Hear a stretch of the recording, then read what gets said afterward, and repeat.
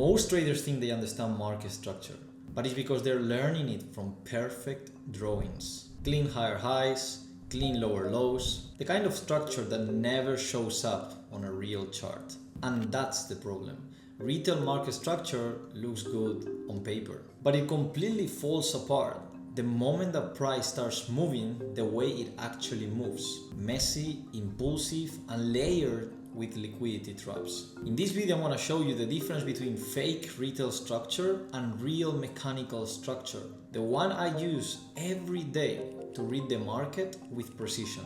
We will be going through my 3-step mechanical structure framework. So by the end of this video, you will stop seeing break-off structures up and down, and you will start seeing liquidity clusters, inducements, and the real continuation of the trend. If you ever felt confused because market structure keeps breaking up and down, this video is going to change how you view market structure forever. So now, going directly into the source of the video, mechanical market structure, what it is the tool that we use as traders to identify market trends. So on the left side, you can see bullish market, or on the right side, you're going to see a bearish market. So on a bullish market, we're going to look for buys, right? This is what we've been taught. On the bearish market, we're going to look for sells. That's of course what we've been taught. So in here, you have a very clear representation of what I was taught at the beginning of my journey. Is very clean and simple higher highs and higher lows, higher highs and higher lows on a bullish market, and therefore we have to look for buys. And then we have on a bearish market, we're gonna have these lower highs and lower lows, lower highs and lower lows, super clean. Sounds simple, right? But in reality, it's not as simple. But today in this video, I'm gonna show you a mechanical approach that's gonna filter all of that noise. So now, what do we qualify, or why do I like to qualify as fake? Fake is what I just described at the beginning of the video, is this very clean, picture perfect lower highs and lower lows that we would love to have on the market, but unfortunately that's not the reality. So what's the reality? This is the reality of the market. It's those spikes into the upside, that noise that goes to then push, that confuses us to think if we're actually bullish, we're actually bearish, and did it actually this broke structure? Let me show you here. So this is a break of a structure, but then you see that it doesn't, and then keeps breaking lower, and then goes to the upside, and then it looks like this can break this high, but then it keeps pushing low, and then you have another breaking here, and then this keeps breaking lower. So the reality of the market is that this is the noise that we can actually avoid, and all of this mechanical structure I'll be explaining today is how the reality of the market. This is how market moves on a day-to-day basis. Moving into the example, what is the example of the market? You're going to see it in here. This is the true example of the market. The market doesn't move, as I was saying before, on this clean up, down, up, down, up, down, higher lows and higher highs, or on a bearish market, seeing lower highs and lower lows, lower highs and lower lows, where we can actually see a simple trend. The reality is, as this example is being shown, that you can actually see the market pushing higher, then go lower, look the amount of points in here that are moving the market like this, and then goes like this, then it goes down. From here it pushes up, it looks like it can go to the upside, but then it also runs a bit of liquidity here, ends up going to the downside. Now it looks like we're turning bearish because we're breaking this structure, but in reality we go up. So now we look like we're bullish, so now we could actually buy on demand areas like this, and then it breaks down, and then we see, okay, now finally broke a structure to the downside from this point in here to this point in here, so we should actually sell onto these areas, but in reality the market then keeps going to the upside, right? So this is the reality of the market, how it actually moves with a lot of noise, a lot of inducements, and we need to navigate it, and we need to understand how actually mechanically we can actually find certain points, certain clusters of liquidity that can actually go hand to hand with our market structure. So now bear with me until the end of the video. This is just a quick example. At the end of the video, I'm going to jump into TradingView to show you a real example of how the market is moving currently within this mechanical structure. But first, we need to fully understand mechanical steps to follow for us to understand market structure. The first one, okay, is going to be understanding my dominant and fresh push. What's that? Is the point in price that actually moves the market from the beginning of where price actually starts and then where market stops. Okay, for us it's going to be very important to see big volume behind a push in the market. Okay, of course it's not going to look like this line, it's going to look like something like this. We want to see that there's dominance of buyers in the market or there's dominant sellers in this market. Are we going to see that with real volume intent? Now, this one just take note for a second because it needs to be shown with the example, but you can actually take note for now that my first point for me to understand mechanical market structure is understanding the dominant and fresh push of the market, understanding where price starts and where it ends when it comes into that volume that hits into the market, and knowing if I am on a bullish trend or I'm on a bearish trend. The second one is going to be POI identification. And the reason I say this is because now we understand the main push that drives market, for example, on a bullish scenario. We're going to need to understand what sort of areas of interest are formed in the middle, because on all of this price action that is forming these areas, you're going to have points in price where the market is going to have buyer sensitivity areas. Price that the market is going to come back to collect against some areas where the market is going to pull back to then interact with these areas of buyers sensitivity on a bullish market where more orders will be installed into the market, and we'll use these pullbacks to be able to re-enter pro trend. Okay, and these areas or points of interest, we're going to classify them as extremes, we're going to classify them as decisional, or we're going to classify them as supply to demand areas or demand to supply, depending of course if we're bullish or bearish. And with these three simple PIs, you're going to be more than good to go. If you want an in-depth explanation about these POIs, you can actually let me know and I will create a video around it. But just so you know, on a very quick explanation, extreme POI is where the move started, and that's why at the beginning or on point number one I said it's very important to understand where the move starts from. A decisional is those blocks in price that are on the middle of the move that you can see that they have big volume behind. And then, for example, in this example that I just draw, a supply to demand is areas that on the past were actually interacting with supply levels and then don't break lower, let's say don't break to the downside, and then actually keep breaking to the upside.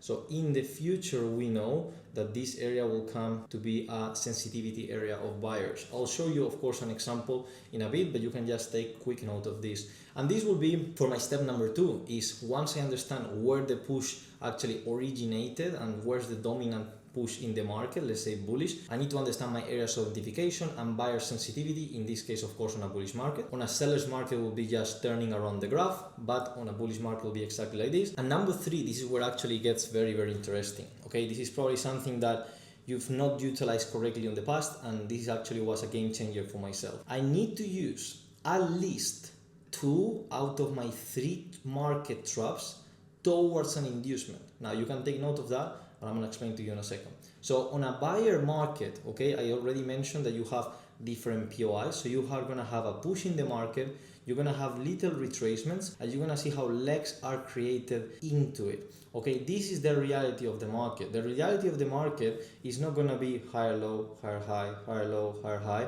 and we keep buying like it was la la la world, we'll all be billionaires. Okay, of course that's not the reality of the market. The reality of the market is like you're going to need to understand dominant pushes, where price actually push the market, and then if there's a little pullback and another push to the upside, then that's where we actually start aligning things, because we are on a bullish dominant market and we're going to align 2 market traps at least. There's going to be one that I'm going to explain to you in a second too, that this is a bit more advanced, that involves also smart money traps. But for now, okay, if you are a trader that wants at least to start getting direction right, let's make it very simple. Let's at least have 2 out of 3 of your market traps aligned, and those 2 are going to be break and test traders and trendline traders. Okay, number 1, break and test traders, and number 2 is going to be trendline traders. Okay, those are the 2 ones that you're going to see towards the inducement, as I explained before.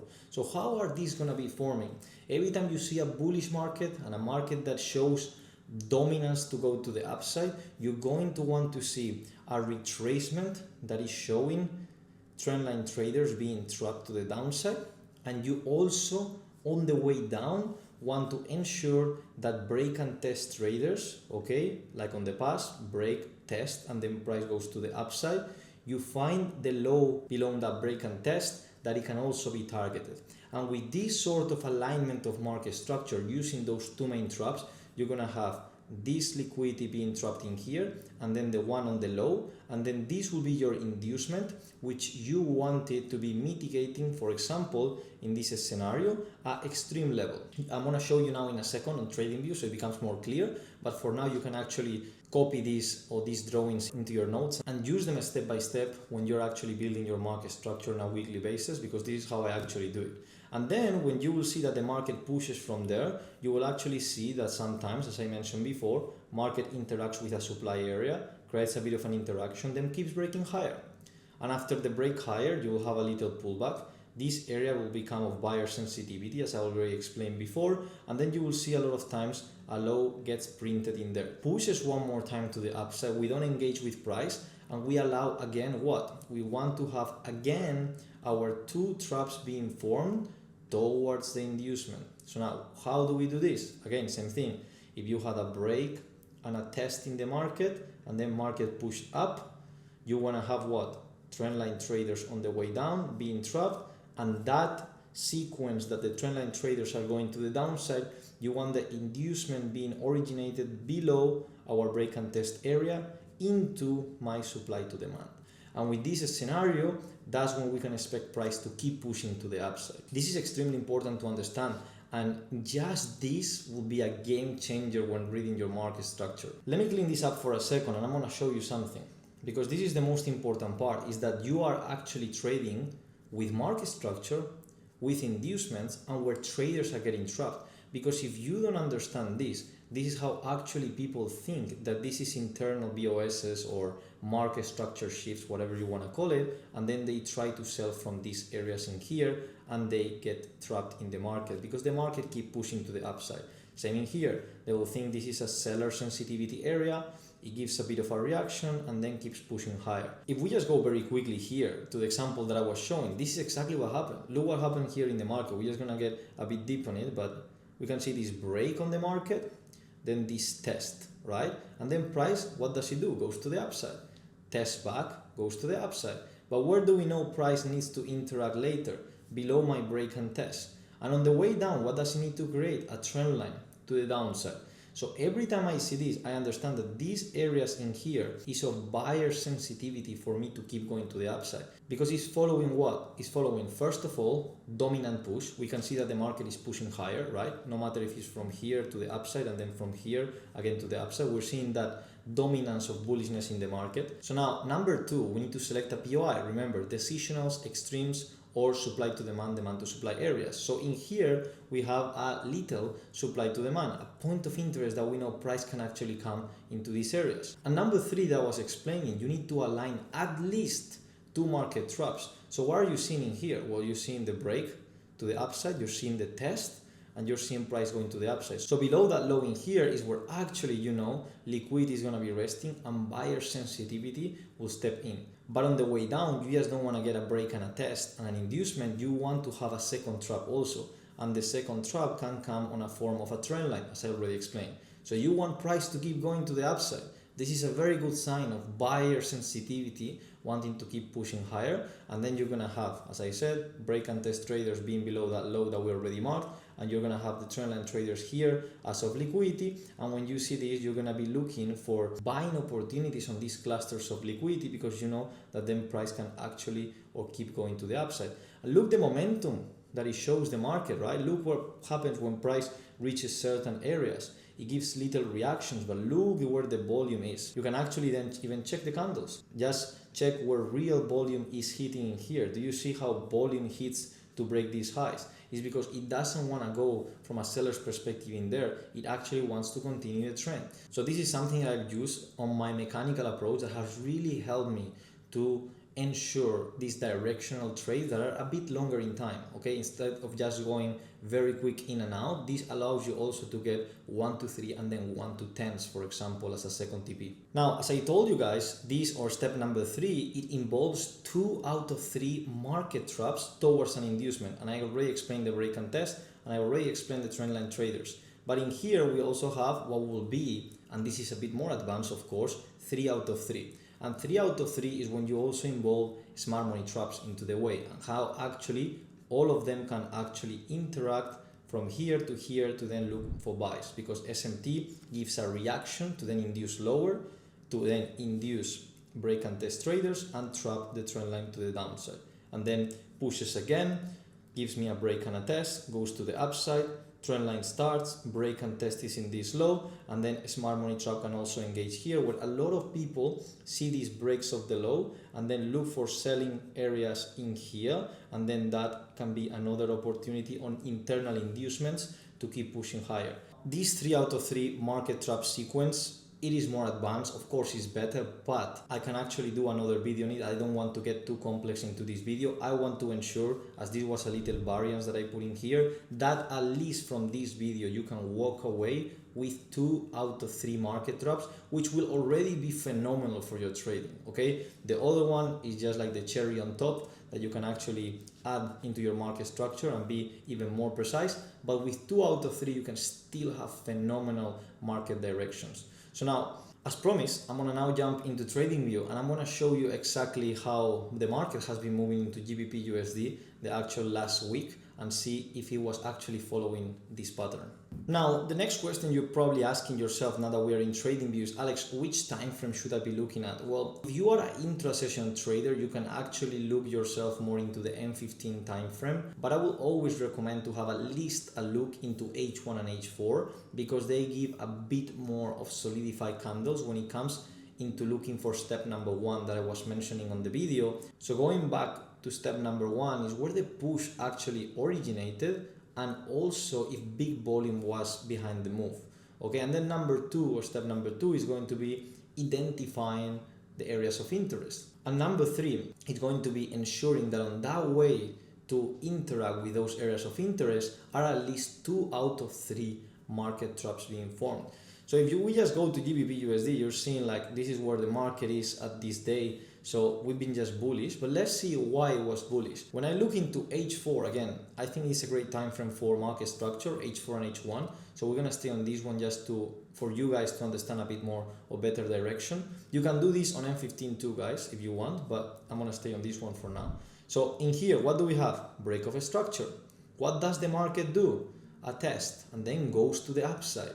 Now, what happens in these situations is that automatically we just keep looking for buys in here. And again, it's not bad from an intra-session perspective that requires a bit more of understanding, but something extremely important to understand is that when we have buyer dominance in here, we need to know where did the push was originated, was from here.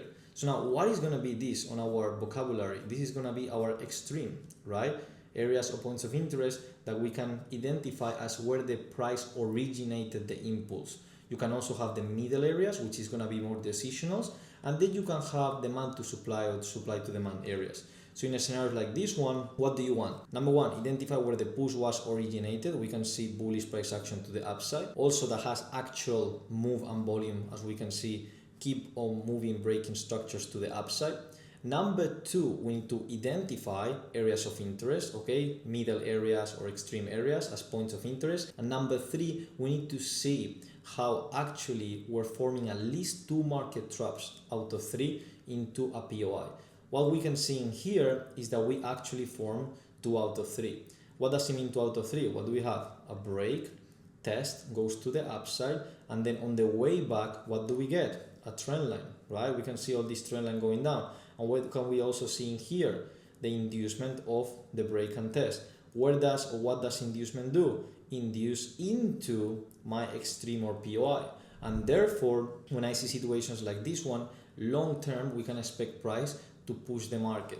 Now, you can actually also add in here the 3 out of 3, that will be SMT, okay, smart money trap being trapped in the market, as we can see that then price fails to break the low and keeps pushing higher. So this will be also a little add up top of 3 out of 3, but as I said, this is a bit more difficult, and I will just, even from the beginning, stick to just 2 out of 3 market traps being formed.